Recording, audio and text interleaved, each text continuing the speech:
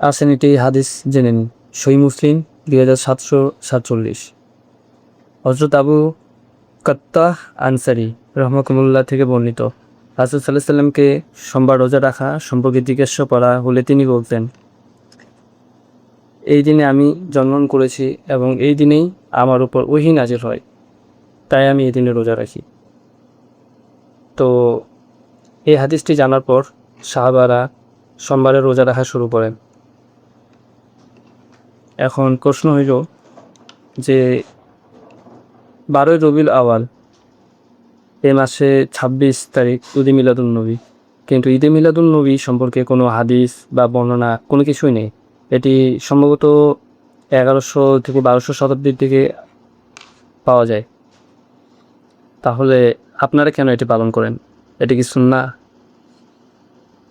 না অন্য কিছু? আপনারা যদি রাসূল সাল্লাল্লাহু আলাইহি সাল্লামের সুন্নাত পালন করতে চান, তাহলে আপনারা সোমবারে রোজা রাখতে পারেন।